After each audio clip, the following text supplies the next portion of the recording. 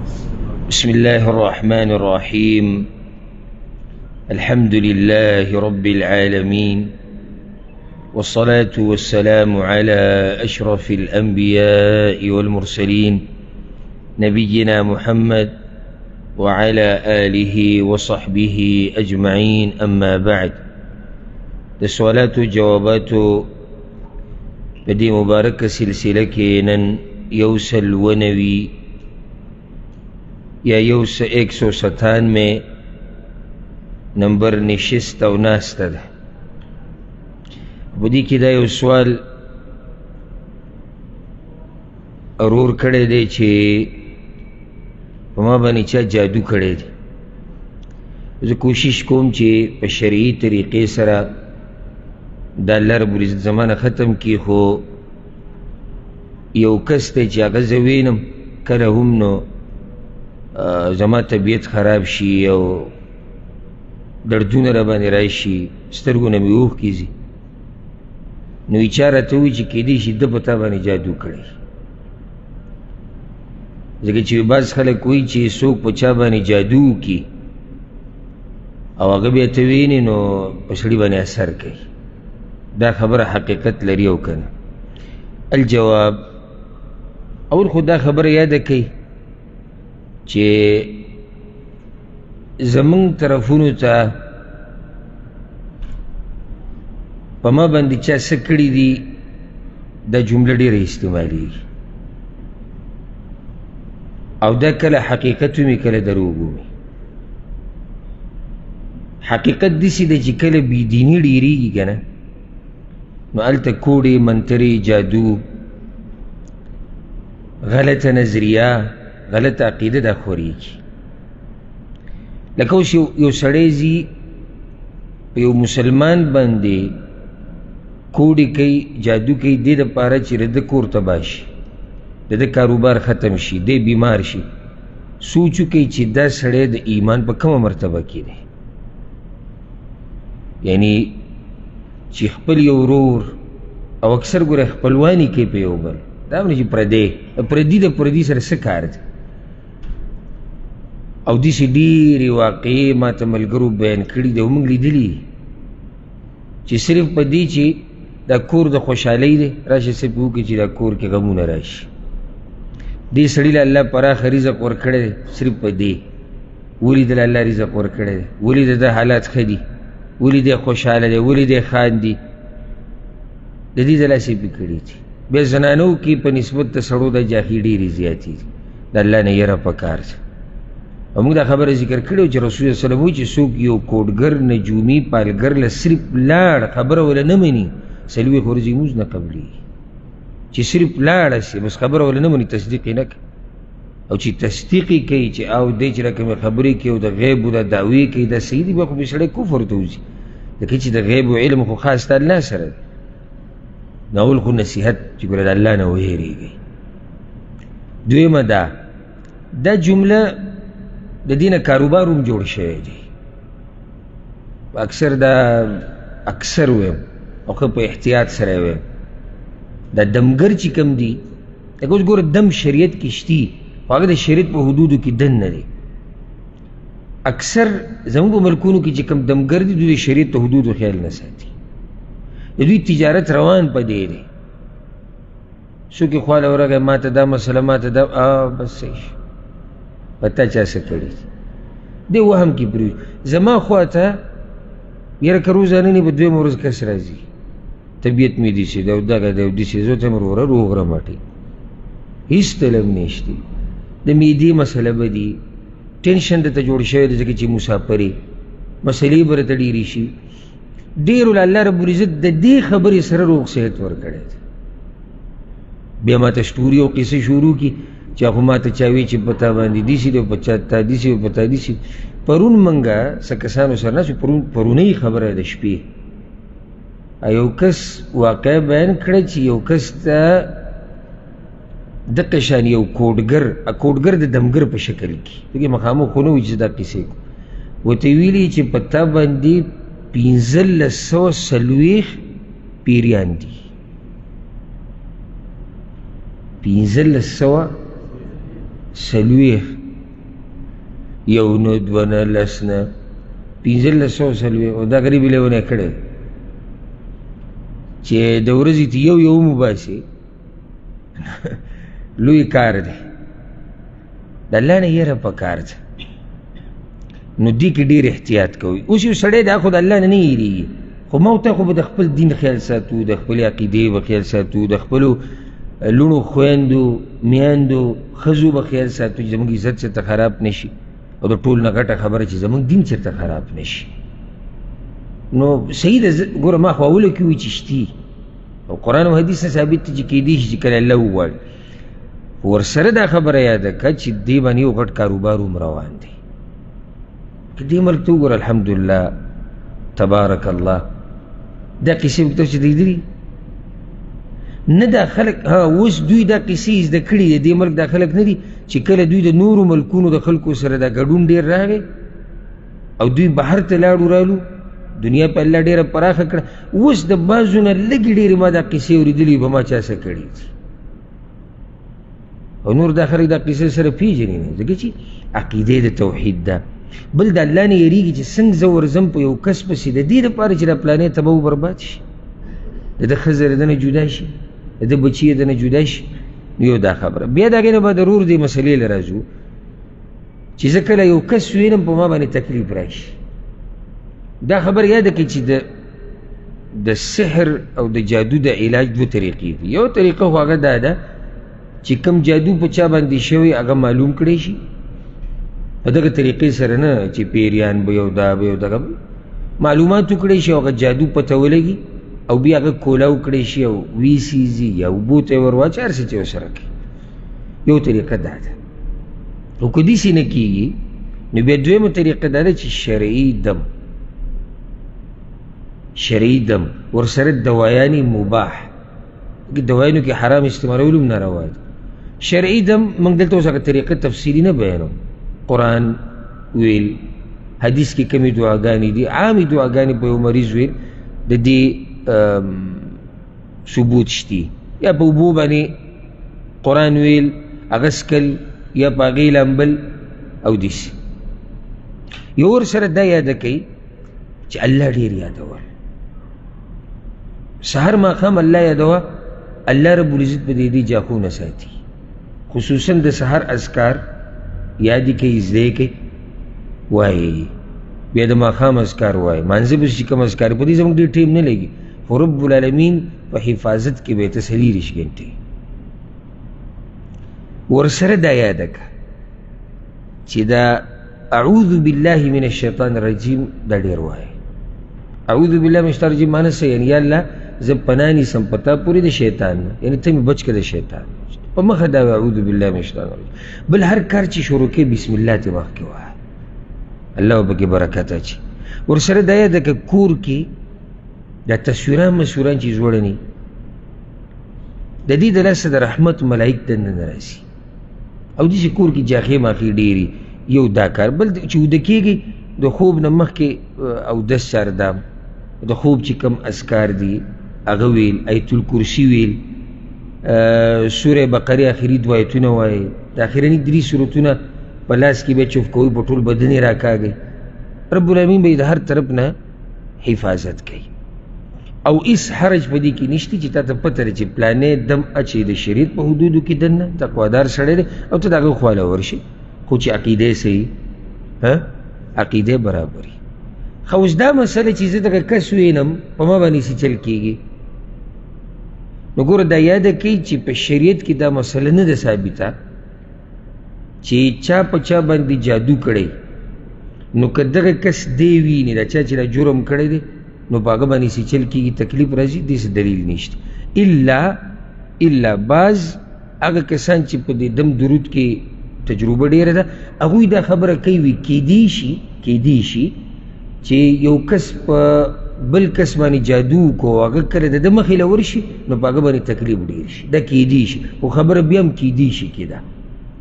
ورسره دې کې ډېر احتیاط پکار دی. لکه په دې سره موږ په چا دعوه نشو کولی چې ده په ما جادو کړی، بیا و مسله ډېره ورانه شي. لکه اوس یو سړی دی ته ورسره میلاو شوې او په خېټه یې ډېر شو، طبیعت یې خراب شو، بیهوشي د باندې راله، ډایرکټ دعوه کول چې دې سړي په ما څه کړي دا مناسب نه دي، ځکه چې د هغې دپاره که یو څوک دا ثابتوي چې پلاني په ما باندې جادو کړی دی نو د هغې دپاره دوه خبرې لازم دي. یو دا چې دا سړی په خپله اقرار وکړي چې او ما په ده جادو کړی دی، بیا خو ثابته شو. او که دغه نه نو دوه رښتیني ګواهان چې او موږ په خپله دغه کس لیدلی دی چې ده په ده باندې جادو کړی دی. او که داسې شي نو بیا به خبره ډېره ورانه شي، ځکه چې هېڅ پته نه لګي. یو کس تا خواله راغی، ښه دینداره کس دی، ښه روغ کس دی، هغه دا قیسو کې نه دی، او په دې د چا باندې چې جادو شوی دی، کوډې پې شوي دي، په داسې اثرات داسې رالو چې تکلیف یې ډېر شو او ډایرکټ دغه مخامخ سړی رانیسه، نو دا به ظلم به پکې وشي، که نه کېږي پکې ظلم به وشي. الله رب العزت چې موږ ټول د دې کوډونه جادونه د هر قسمه شر نه دی الله موږ ټول وساتي، او په چا چې دا شوي دي رب العالمین د هغوی له روغ صحت ورکړي. دا یو ورور ډېر ښکلی سوال کړی دی، وایي تاسو حدیث ذکر کړی د موږ یو بیان کې اورېدلی دی چې رسول صلی الله علیه وسلم چې څوک د شپې په خوب کې راپاسي او دا ذکر ووایي لا اله الا الله وحده لا شریک له له الملک وله الحمد وهو على كل شيء قدیر الحمد لله وسبحان الله ولا اله الا الله والله اکبر ولا حول ولا قوة الا بالله، او بیا دی وایي چې اللهم اغفر لي، یا الله ما وبخه، یا دعا وغواړي الله ولا دعا قبلوي، او که اودس چاردام وکړو او مونځ یې وکړو الله ولا مونځ قبلوي. سوال اوس دا دی چې دا به په دې ترتیب باندې لازم وی که نه مخکې وروستو کولی شي، ځکه چې حدیث کې ترتیب څه دی، مخکې دا ذکر دی، بیا پسې دعا غوښته دي، یا اللهم اغفر لي ویل، بیا اودس چاردام دی، او بیا مونځ دی، د مونځ به الله قبلوي. دا ترتیب داسې دی که نه مخکې وروستو کولی شو، لکه یو سړی راپاڅېد اودس چاردام یې وکړو. اول خو دا یاده کوي چې دا حدیث صحیح حدیث دی، په صحیح بخاري کې دی، د عباده بن صامت رضی الله عنه روایت دی، من تعار من اللیل، چې څوک د شپې راپاڅېد. او بیا دا ورسره فایده یاده کوي چې د شپې چې راپاسي د خوب نه د دوه قسمه خلک دي، او دا حدیث د چا دپاره په دې ځانې پوه کړي. یو هغه دی چې راپاسي او بیا نه ویده کېږي، نو د هغه دپاره هغه اذکار دي، هغه د خوب نه د راپاسېدو اذکار مونږ بیان کړي هم دي. لکه زه راپاسېدم 2 بجې 3 بجې، زما بیا اراده نشته ویده کېدو ته، دا مسله د هغه دپاره نه ده. یو هغه دی چې راپاسېدو او بیا ویده کېدو غواړي، نو دا مطلب د من تعار من اللیل، څوک د شپې راپاسي سترګې کولاو شو خو لا اراده شتي ده خوب، نو دی به دا ذکر د ده دپاره مستحب دی چې ووایي، او ډېر کمال والا ذکر دی چې په دې پسې د الله نه څه غواړي الله یې درته درکوي. دا وظیفه ما بعضو کسانو ته خوري ده، خو مزې وله نه ورکړي، ځکه چې زموږ داسې دا وظیفې ده مستند، د شیطان انسان ته په زړه کې اچوي چې نه دا نه هغه بله، هغه 70,000 پیري، هغه 100,000 پیري، هغه مشین چې سره لاس کې او ټکه ټکه ټکه ټکه ټکه کې، یا سره تسبیح یا هډوکي او باغې شمار کې، د هغې مزه وي ځان لري. ولې لکه هغه هم دا سړی د عبادت په نیت کوي که نه، او دا مې عبادت دی، ولې هغه یو ده ته ښایسته ښکاري، دا ورته ګران ښکاري، ځکه چې شیطان هغه اسم بدعت دی، او بدعت خو مردود دی، الټه ته ګناهګارېږي، نو شیطان تا ته بدعت ښایسته کوي، خو هغه عمل درته نه ښایسته کوي کوم چې د رسول صلی الله علیه وسلم نه ثابت دی. لکه اوس ته راشي ما پسې چې زما بچي نه کېږي څه وظیفه، زه راته یم ګوره که د شپې دې سترګې کولاو شوې که نه، دا ذکر به ووایې، بیا به د الله نه وغواړي چې یا الله ماله بچي راکړه. نو که ورپسې طاقت ته و اودس چاردام وکړې 2 رکعته لمونځ وکړه، په دې مانځه کې هم د الله نه وغواړه، او دا ګرنټي دله زه نه در کوم، رسول صلی الله علیه وسلم وایي استجیب له، الله به د ده دعا قبلوي. څه خیال دی وظیفې باره کې؟ یقیني ده که نه ده؟ یقیني دلیل په صحیح بخاري کې. نه جي موبایل به نن سبا ځان ته مخې ته نیولی، که د چا بچي نه کېږي 2 لاکه پیرې یا حیو یا قیوم وایي، 2 لاکه پیرې ورسره 2 ورځې روژه، او بیا دا او بیا دا، بس دغه ویډیو به چلیږي او دا به یو ته او بل ته او بل ولې شیطان موږ دوکه کوي د دین په نوم ځکه که اوس یو سړی موږ ته وایي چې د چا بچي نه کېږي والعیاذ بالله هغه دې زنا وکړي دا څوک مني دا خو نه مني که نه صفا وایي دا خو ګناه ده خو چې بچي نه کېږي 1,00,000 پیرې دا ووایه نو دا خو د عامي ته چې علم ورسره نشته هغه ته خو دا دین ښکاري نو بیا به یې مني که نه به مني مني نو دا وظیفه ورسره یاده کړي او دا ذکر به انشاءالله تاسو ته یاد وي چا ته یاد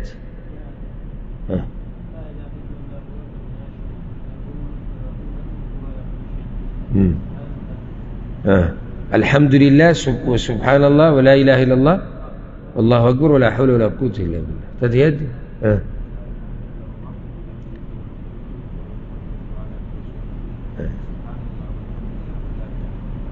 والله أكبر ولا حول ولا قوة إلا بالله ډېر آسان ذکر دی میلاویږي په ډېر څه اکثر ګوره زمونږ خوب کې سړی راپاسي یعنې دی ته ته نه وي چې منډه ووه منډه پکې شته یا راپاسه او دا کټ اوچت که پشای که که دا پکې ویم هم به اسانه وی ځکه چې ستا حاجتونه پوره کوي الله رب العزت خو نه دغه کټ کې او همدغه طلایي کې شروع لا إله إلا الله وحده لا شريك له له الملك وله الحمد وهو على كل شيء قدير الحمد لله وسبحان الله ولا إله إلا الله والله أكبر ولا حول ولا قوة إلا بالله أو بیا الله ته څه ووایي چې څه ترې غواړي نو که طاقت ته پکې پاسه اودس 4 دا به وکړي 2 رکعته لمونځ وکړه خبره دې ډېره مضبوطه شوه خو دا ورور وایي ترتیب نو حدیث کې خو دا ترتیب راغلی دی او چې څومره په هغه طریقه عمل وکړي کومه طریقه چې د رسول وسلم نه ثابته وي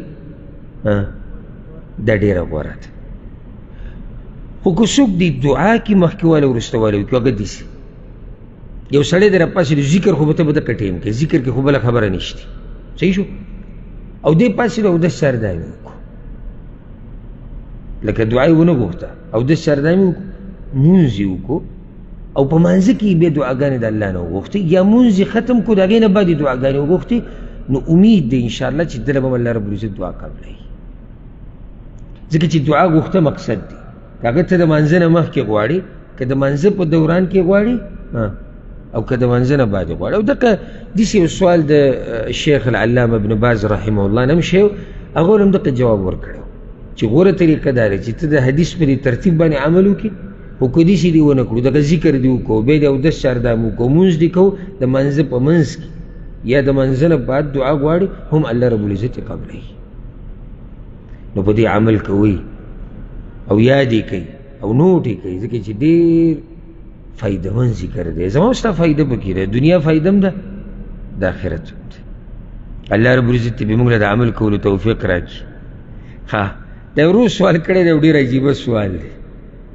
وایي ما سره یو شیعه رافظي کیني پاسي او هغه ډېر اعتراضات لري په دین باندې خصوصا په عایشه رضی الله عنها باندې د هغې پلار ابوبکر او حفصه رضی الله عنها او د هغې پلار عمر د دوی سره بلکل د دوی نه لګي نو هغه ماته یو شبهه پیش کړې ده او زه یې کشمکش کې اچولی ورسره دا یاده کوي ځینې مخکې چې شبهه پیش کړو د شبهو د حل کولو طریقه دی چې ته اهل علم ته واپس شي ګډوډ کېږه مه چې په دین د ایمان راوړی دی که نه دې کې هېڅ نقصان نشته خو چې کله یو خبرې سره ته ګډوډ شوې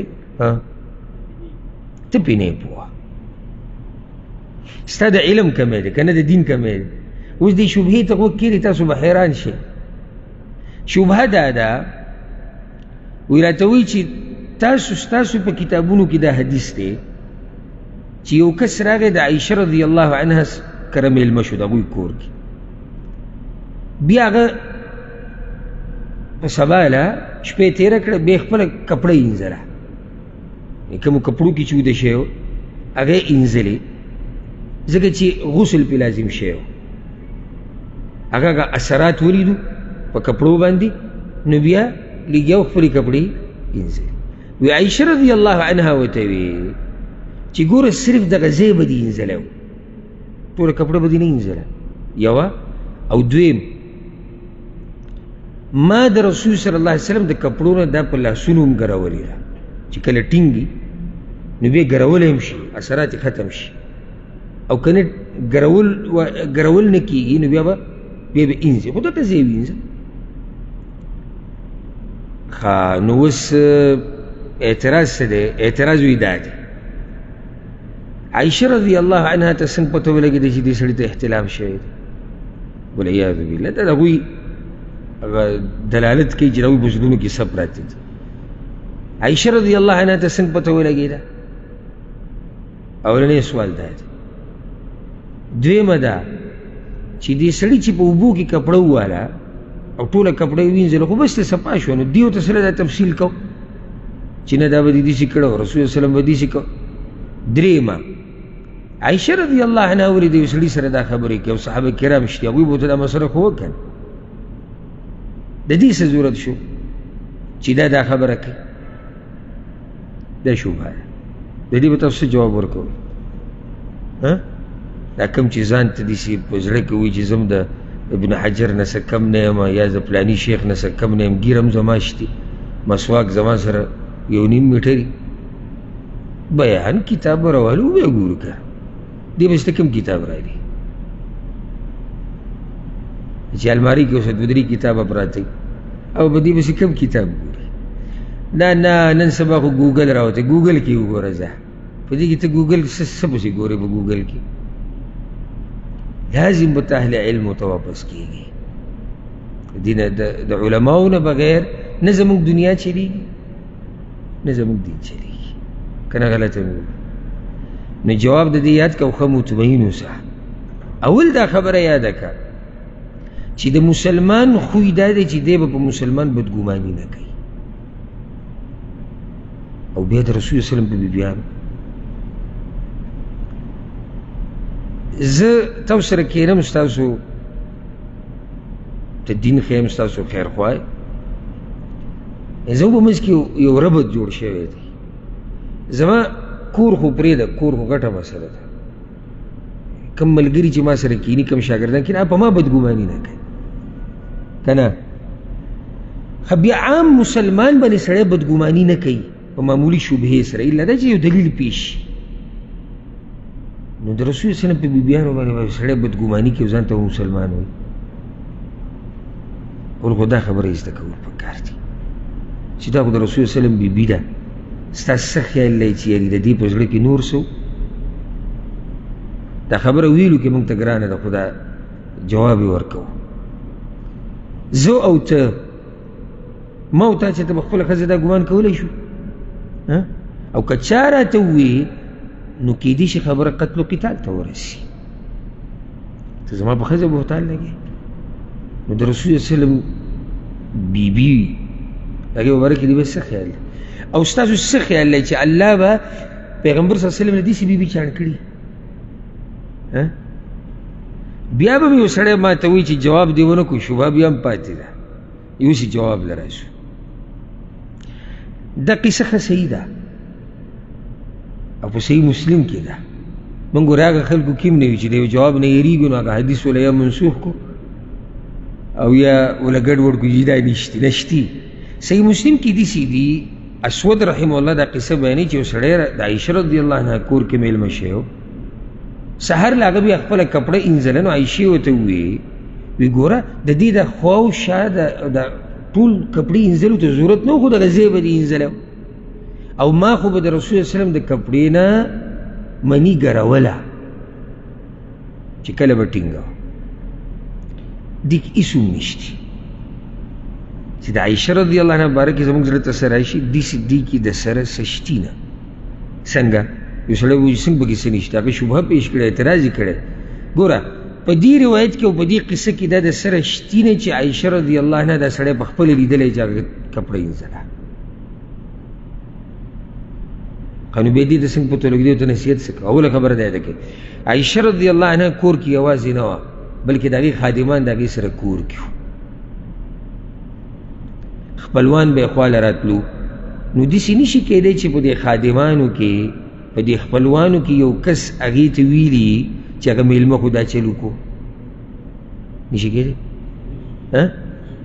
نو یو سړی به وایي چې دا خو له څه ښه لار ګوري، د دې جواب یاد کړه، دوه جوابونه. او زبور لازم خلار ګورم ځکه چې دا زمونږ مور ده،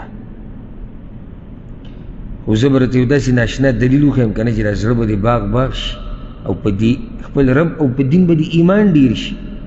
خو په صحیح حدیث کې راځي، هغه امام مسلم راوړی دی، وایي چې علم چا سره ته پته ده.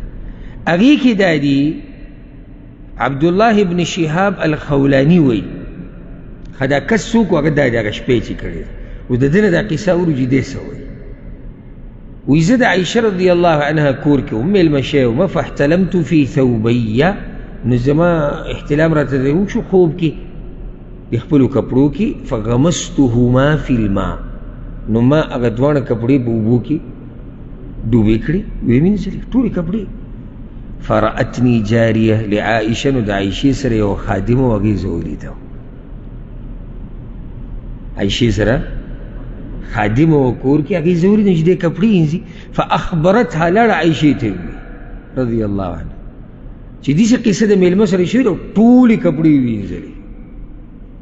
فبعثت الی عائشه، نو عایشې ما پسې دا خادمه راولېږله او راته یې دغه خبره وکړه چې ګوره ټولو کپړو وینځلو ته څه ضرورت و. رأیتو، وایي ما ورته وایي چې یعنې ورته ووایه چې اودس غسل پې لازم شوی دی، وایي راپسې بیا راولېږله چې که اودس د باندې غسل د باندې هم لازم شوی دی، خو دقه ځای وینځه بس. او ما خو به د رسول صلی الله علیه وسلم چې و ما به دا چل کوم. سم خیال دی؟ هغې به خپله لیدلی نه دی لیدلی. ښه بله مسله دا یاده که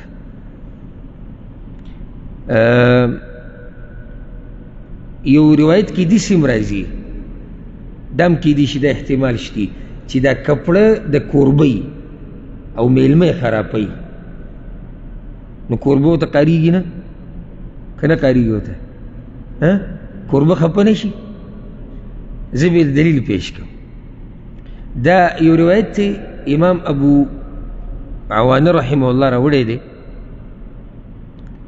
چې دغه میلمه چې کله د عایشې کره راغی، او سبحان الله د علم څومره برکت، هره مسله سړي ته داسې لکه رڼا. دا میلمه چې عایشه کره راغی رضی الله عنها، وی فامرت له بملحفه، نو د هغې سره یو صادر کور کې خلک میلمنو له صادر ږدي که نه، بړستني طلایانې موږ هم ږدو که کورونو کې پرتې نه، نو هغې دغه صادر هغه نوکر ته ووایي، خادمې ته ووایي یا خادم ته ووایي دا صادر دې میلمه له ورکړه چې دی پکې شپه تېره کړي. اوس خبره ښه واضحه شو. فاحتلم فیها، نو میلمه دقه صادر کې په هغه غسل لازم شو. فاستحیا ان یرسل بها، نو حیا وله ورتله دا اوس کور ته دنه څنګه ولېږم، ځکه چې اثر د احتلام پکې پاتې. فغمسها فی الماء، نو ټول کپړې راواغسته او په اوبو کې وواله او بیا ولېږله کور ته دننه. ودې رافیزي دا هم ویلي چې عایشې ته څنګه پته ولګېده، نو دوه خبرې موږ ته پته ولګېږي، یو ورته خادمې ویلي دي او دویم کپړې له همده ونه لېږله دننه. ښه وی عایشې چې کله دا کپړه ولیده وی لم افسدت علینا ثوبا، نو زموږ کپړه دې ټوله خرابه کړه راته، صرف دغه ځای به دې انسلام. سم خیال دی؟ ښه واضحه شوه. سوال بل دا پاتې شو چې عایشې ولې هغې ته دا خبرې کولې رضی الله عنها، هغه زنانه ده، نو دلته دا خبره یاده کړه. دین کې دا قصه نشته چې دا زنانه ده او دا سړی دی. هغه ام سلمه رضی الله عنها نه راغلې، ام سلمه چې ام سلیم رضی الله عنها راغلې و د رسول صلی الله علیه وسلم خواله، او یا رسول الله الله خو حق ویلو کې حیا نه کوي، خو که چېرته زنانه ته احتلام وشي غسل به کوي. دا سوال اوس زنانه د چا نه کوي؟ د رسول صلی الله علیه وسلم. دلته به اوس موږ څه وایو چې حیا پکار ده؟ دا خو د دین مسلې دي، دې کې د چا غلط طرف ته سوچ نه ځي، او که د چا دلته به غلط طرف ته سوچ ځي، پته یې چې دا به څنګه انسان او څنګه مسلمان دی. اوس موږ درس کې مسله بیانوو چې یو سړی اوده دی او ده ته احتلام وشي، دی به څه کوي؟ دا به زه نه بیانوم، پرېږدم. دا بعض وایي باریک مسلې دي، دا باریک به هم چیړو چې پته یې ولګي چې دا باریک څنګه دي، او که دا باریک ما ورته پرېږدو نو جبریل علیه السلام به راته بیانوي. یوه. دویمه، نو عایشې ولې بیانوي رضی الله عنها، ډېر صحابه کرام ویشتي نور، نو جواب د هغې دا دی، دا ورسره یاده کوي عائشہ رضی اللہ عنها هغه زنانه ده چې الله رب العزت هغې له ډېر عمر ورکړی او رسول الله وسلم چې دنیا نه تو د هغې 18 کاله عمر و، معنی چې د رسول وسلم نه بعد هغې ډېر وخت تېر کړی دی که نه، ځکه چې هغه د معاویه رضی الله عنه په خلافت کې وفات شوي. نو اکثر صحابه کرام د هغې په ژوند کې مړه شوي دي، د هغوی عمرونه ډېر نو هغوی مړه شوي دي. نو ډېر خلک به د دې خواله تپوس کوي. یوه ده. دویمه د کور دننه مسلې دا اکثر چاته معلومي دي، عایشې ته معلومي دي. لکه اوس یو کس ورشي او د دې مسلې تپوس بهر د یو صحابي نه کوي چې د رسول وسلم د کپړو سره بیا څه کېدو، نو هغه ته پته شته، خو د دې ته پته ده ځکه چې بیبي ده، هغې سره دا علم شته چې او ما داسې کړي دي او داسې مې نه دي کړي او رسول وسلم راته دا ویلي دي او داسې راته نه دي ویلي. نو الحمدلله ثم الحمدلله ورب الکعبه که زموږ په زړه کې زره برابر خبر راځي چې دا زموږ مور ده او د کومې مور نه چې پیدا یو هغې سره دومره محبت نه کوو لکه څومره چې دې سره کوو. او موږ د خپلې مور د خور د لور د ښځې مبارکې دا قصه نه منو، نو سم خیال دی د رسول وسلم د بیبیانو مبارکې ومني او بیا به دې ته مسلمان وي. نو دې کې څه نشتي، که نشتي به کیسه. زه به ته یو قصه ذکر کړم. امام مسلم دا روایت راوړی، ابو موسی اشعري رضی الله عنه وی مهاجرین او انصار وران شو په یو مسله کې. په څه کې وران شو؟ انصاریانو دا وی مدینې والا چې کوم چې ښځه او سړی کله میلاو شي کوروالی کوي چې څو پورې انزال نه وي شوی نو په دوی غسل نه لازمیږي. مهاجرینو یې نه چې میلاو شو غسل لازم شو، که انزال کېږي او که نه کېږي. ابو موسی وی ما ورته ووایي چې صبر وکړئ، زه دله دې مسلې حل را پیدا کړو. لاړم په عایشه رضی الله عنها پسې ور مې وټکو، وی بیا مې ورته ووایي چې یا اماه ای مورو. ګوره صحابه کرام هغې ته مور وایي. زه د نه دې مسلې تپوس کوم خو حیا راځي. هغې ورته ویي لا تستحي، حیا مه کوه. لا تستحي ناشنا خبرتك أن تسألني عما كنت سائلا عنه أمك التي ولدتك فإنما أنا أمك. مور نه چې ته د یو مسلې تپوس کې سهالې تا ته نه پیدا کېږي، ته مور تپوس نه کړې د کومې مور نه چې ته پیدا یې، نو خو زه هم ستا مور یم که نه. دې کې صلاح دا خو دین دی. نو بیا چې هغه تپوس وکړو فما یوجب الغسل، غسل کله لازمیږي، هغه له به جواب ورکړو. الحمدلله دې کې کوم اشکال نشته. که چاته څه مسله وي چې زه به اوس هم نه یم پوه ویلی شي، پوه شوي که نه؟ الحمدلله هېڅ پکې نشته. میلمه د عایشه رضی الله عنها کور ته راغلی او هغې ته څنګه پته ولګېده؟ خادمې ورته ووایي هغه کپړې وله خراب کړه، ټوله کپړې وله لمده کړه. نو هغې ته د دې نه اندازه ولګېده چې دې سړي دا کار داسې کړی دی. نو هغې پسې د خادمې په خوله مسله د مسلې جواب ورولېږو چې نه ګوره داسې داسې هم کولی شي. بعض علماو دلته یو بله مسله ذکر کړې ډېره فایدهمنه چې عایشې ته څه ضرورت و چې دا مسله ورته ذکر کوله، لکه څنګه چې د شیعه رافظي اعتراض کړی. د هغې یو جواب دا دی چې دا سړی میلمه دی او میلمه ته دا قصه ځای په ځای راتلی شي، نو عایشه غواړي چې دته دا مسله اسانه کړي، دی به په هر ځای کې خپلې ټولې کپړې وینځي. نو شفقت یې پرې وکړو که نه ویې نه کړو پرې شفقت یې پرې وکړو، مهرباني پرې وکړه. مسله یې ورته اسانه کړه چې ته خو میلمه یې، نن خو زه دلته مسله راله، سبا له به تا ته بل ځای کې راشي، ته بیا ټولې کپړې وینځي او ټولې جامې به لمدې. نو څومره ښې ورسره کړي دي. او دغه خو صرف د هغه سره نه و، ښه موږ سره هم دي. موږ سره څنګه امت ته مسله واضحه شوه چې که داسې وشي نو داسې کوه. الله رب العزت موږ له د مرګه پورې طاقت راکړي د رسول الله وسلم د بیبیانو د دفاع کولو، او الله دې زموږ زړونه د رسول الله وسلم بیبیانو ته، د هغه ملګرو ته، د هغه خپلوانو ته صفا ساتي. ښه دا ورو سوال کړی دی او دا هم ډېر خوندور سوال دی. او زه په سوالونو کې چې کله چانټي کوم که نه نو اخوا دېخوا سوال هغه نه بیانوم ځکه اکثر د هغې جواب شوی یا هغه سوال بې فایدې. دا سوال ډېر مزیدار دی. وی ګوره دا حدیث اکثرو مسلمانانو ته معلوم دی چې رسول الله صلی الله علیه وسلم وایي چې کل ابن آدم خطا، هر د آدم بچی څه دی؟ خطا کار دی. او غوره خطا کار کم یو دی چې توبه وباسي. هلته بل حدیث دی چې رسول صلی الله علیه وسلم وایي چې هر د آدم د بچی نه خطا کیږي یا د خطا اراده کوي کم سے کم سوای د یحیی ابن زکریا نه، یحیی علیه السلام نه هغه خطا نه ده کړې. او دا حدیث صحیح حدیث دی. نو سوال دا دی چې یو حدیث کې رسول الله صلی الله علیه وسلم وایي چې هر د آدم بچی څه دی؟ خطا کار دی. او بل ځای کې څه وایي؟ چې یحیی علیه السلام ساتلی شوی دی، هغه نه ګناه نه ده شوې، هغه خطا نه ده کړې. نو دا خو د حدیثونو کې ظاهره کې ټکراو ده. نو جواب د دې مسئلې هغه دا دی چې الحمدلله هېڅ ټکراو پکې نشته. حدیث کې دا دی چې کل ابن آدم خطا، هر د آدم بچی خطا کار دی. و خیر الخطائین التوابون. اگر که د علماء پکې اختلاف دی خو بعض علما دې حدیث ته صحیح وي. بل حدیث کې دا دی او دا امام احمد راوړی دی، ما من احد من ولد آدم الا قد اخطا. د آدم هر بچی نه خطا شوی ده یا اراده کم سے کم کړې ده. لیس یحیی ابن زکریا، سوای د یحیی علیه السلام. نو دې حدیث کې د علماء اختلاف ته خو بعضې صحیح کوي.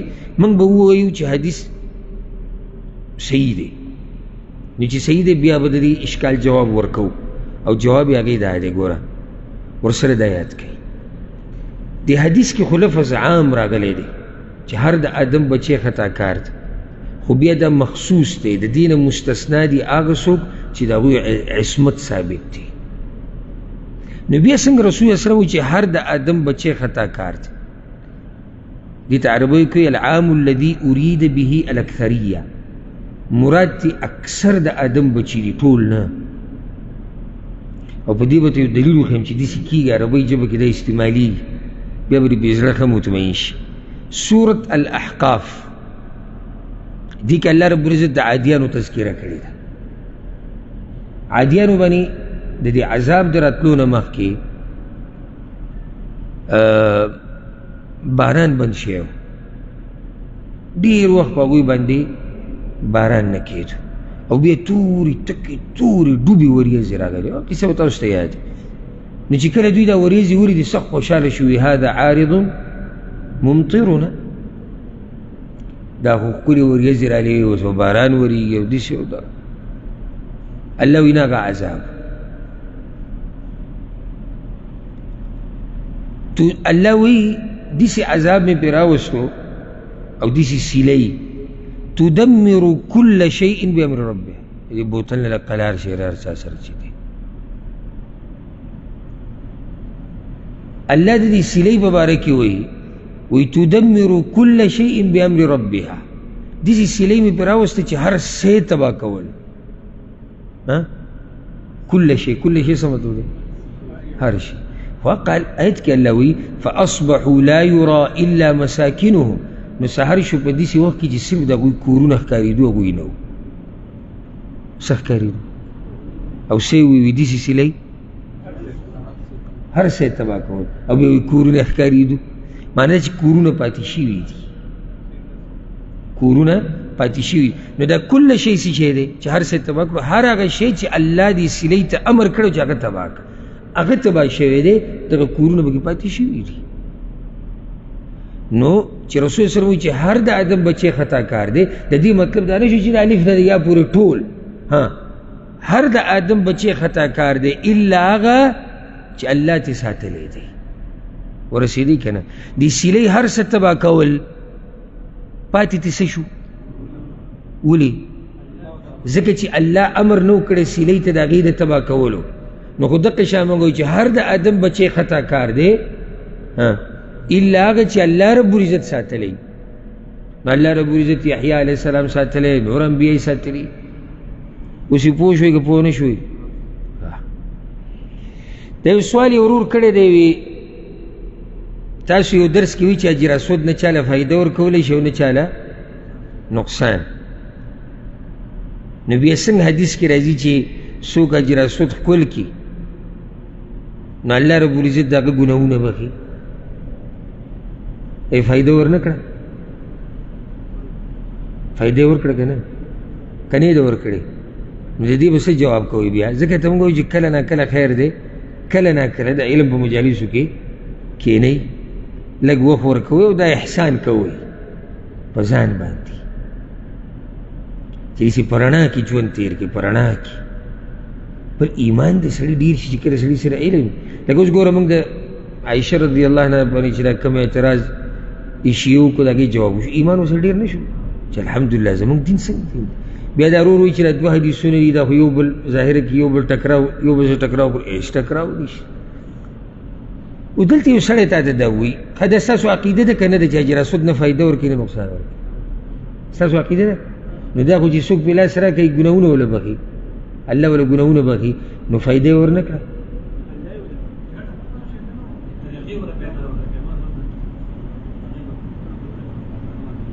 جواب دا درې رونو جواب راکو همدقه شان دی خو زه یې ته وضاحت کوم ګوره دا خبره سید عمر رضی الله عنه باره کې راځي صحیح بخاري صحیح مسلم کې دی چې هغه حجر اسود د یو ورځ راغی طواف دوران کې ورته ویل انی اعلم انک حجر ما ته پته چې ته کاڼی بس لا تضر ولا تنفع نه چاله فایده ورکولی شي نه نقصان ورکولی شي دا زموږ عقیده ده په کاڼي کې نه فایده شته نه نقصان خانو بیا ولې ولاړې دلته وایي که ما رسول الله وسلم نه وی لیدلی یقبلک ما قبلتک چې ته یې ښکلولې ما هم ته نه ښکلولې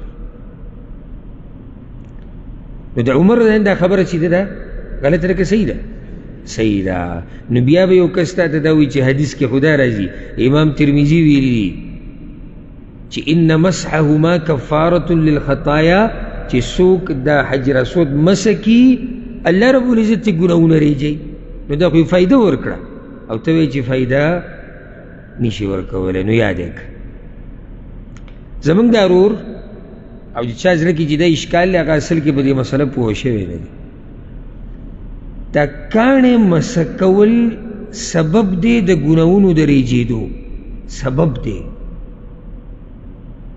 ته منزل راشي کور کې د اودس وکړو بیا راغلی لمونځ دې وکړو په هر قدم تا ته نیکي میلاویږي ګناهونه دې نه ریږي بیا لمونځ دې وکړو څومره اجرونه تا وګټل که نه دا اجر دومره ګټل او دا ګناهونه ریږي د دې سبب څه لمونځ کول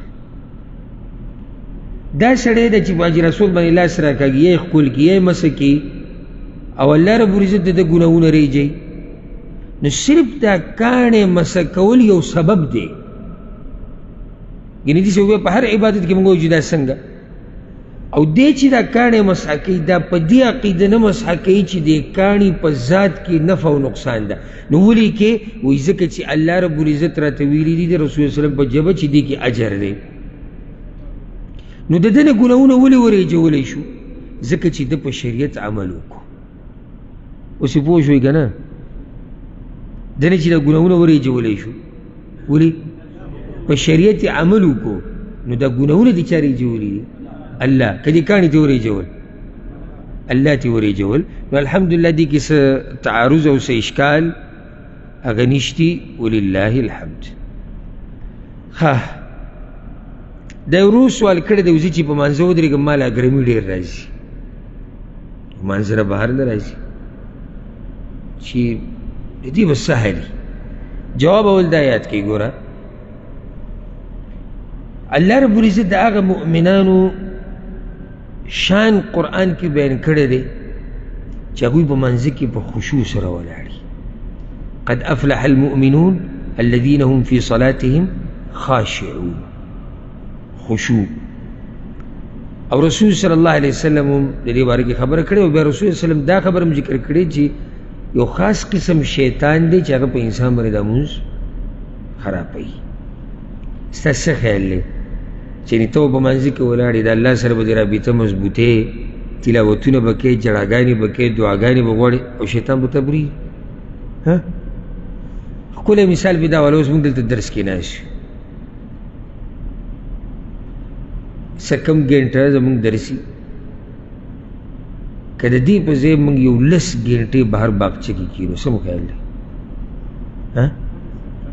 که په طبیعت په ناست یو څوک به وایي زه تنګ شوی ما له خوب راغی نه نه هوا مزیداره ده او سړی لږ ساه مزاد کړي پکې ډوډۍ به وخورو ګپ شپ به ولګو دروغ به ووایو غیبت به وکړو څه ناروا کارونه به وکړو، څه تصویران سیلفیانې به وباسو. ښه نو سهار خو ته کار له ځې، زه خیر منځ کې به کې ترتیب جوړېږي. خو چې دلته ته راځې ته اوس ایمان غواړي، ځکه چې زړه ته سل خبرې راشي. نن لږ په ملا مې درلی، نن لږ طبیعت او پلانې راغی، اللهانې راغی، ښځې دا ووي، بچو دا ووي، مور دا ووي، پلاني دا. دا څه وجه ده؟ وجه دا ده چې دلته شیطان تا نه پرېږدي. نو مونځ کې چې اګرمي تاله راځي، که خیال م کړی قرآن تلاوت سړی شروع کړي اګرمي راځي.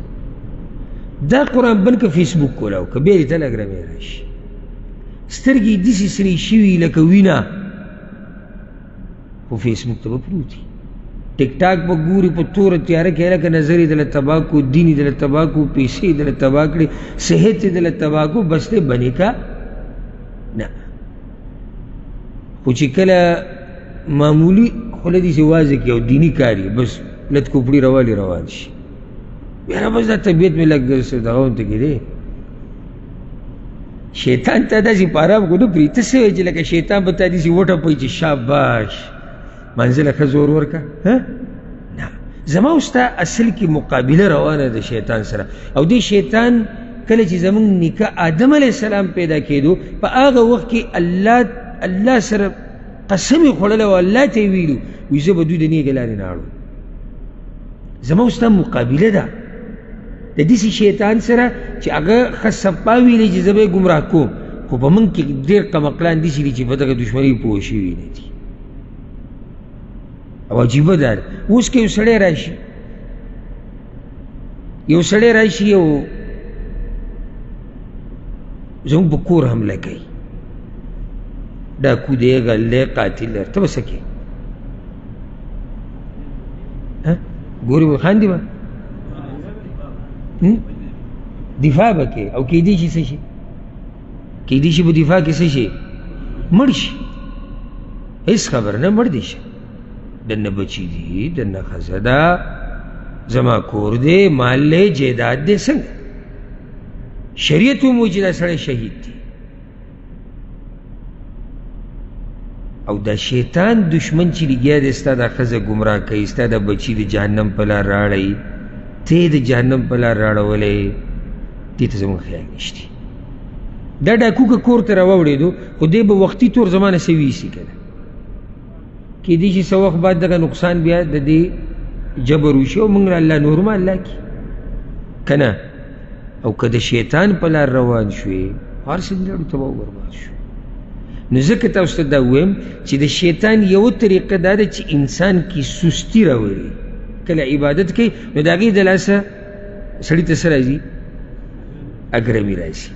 نو ادب دا یاد کا، حدیث کې راځي چې کله په تاسو کې یو سړی اګرمۍ وله ورشي، په یو روایت کې راځي فی الصلاة په مانځه کې، دا مسله د مانځه لپاره هم ده او بهر مانځه لپاره هم، فلیقضي ما استطاع.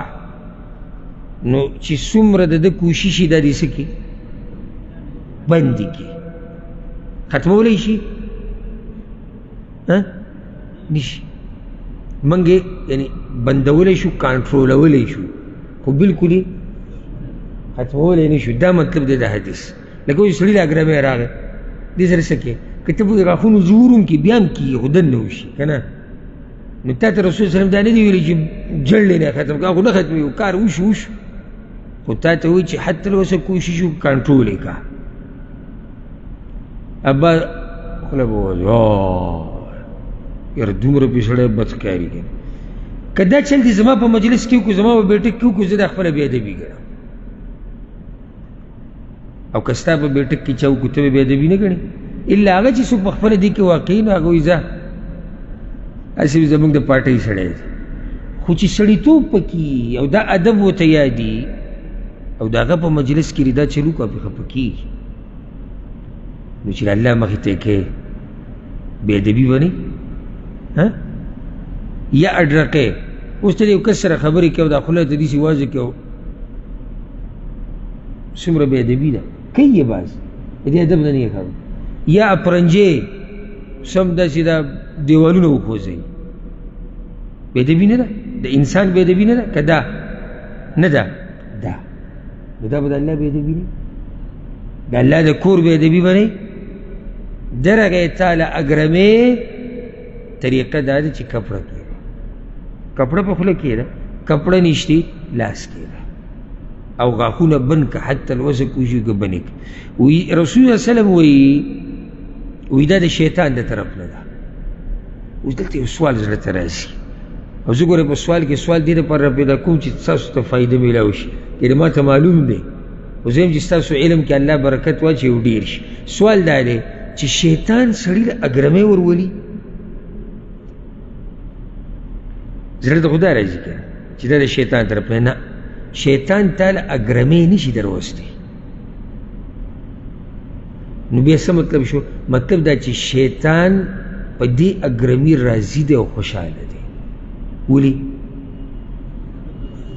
دا د سستۍ نښه ده شیطان په دې خوشحاله دی او یو حدیث کې داسې راځي چې خوله مه وازوئ دا یو نو به سم دې دغه ته جوړ کړي فإن أحدكم إذا قالها ضحك الشيطان رسول صلی الله علیه وسلم کې سره دا جوړ کړي شیطان پورې خاندي ګورت یو خو په سستۍ کې واقع عبادت مې پم ګډ وډ کو به دې خولې ته وګوره ګاو خوله به کولاو کړي بل خوله دا دې نه بین راځي د غاښونو پته نه لګي نو ځکه د دې آدابو خیال هر ځای کې ساتئ او خصوصا په مانځه کې ورور وایي چې علاج یې څه دی علاج یې دا دی چې تا ته پته ولګي چې دا شیطان په تا دا سستي راولي کوشش کوي ته دې که واقع شي نو شیطان سره مقابله او بل چې مانځه ته ننوځي که نه داسې تازه ورننوځه که تازه به اوس څنګه ورننوځم نو دا تپوس به کوي تازه داسې چې ته کله په دې دروازه راننوځې که نه چې زه خپل رب پسې جرګې له روان یم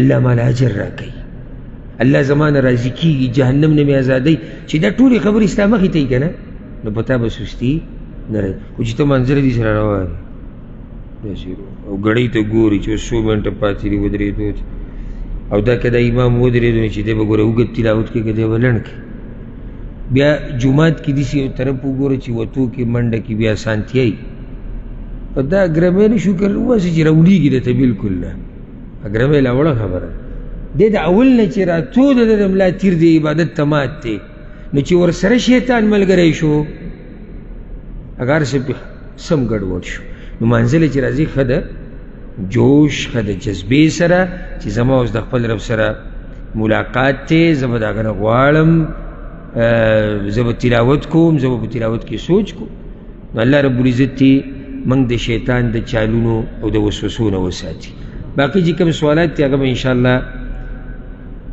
را روان نشسته پرېږدو الله رب العزت دې موږ په دین باندې پوه کړي هذا والله أعلم وصلى الله وسلم على نبينا محمد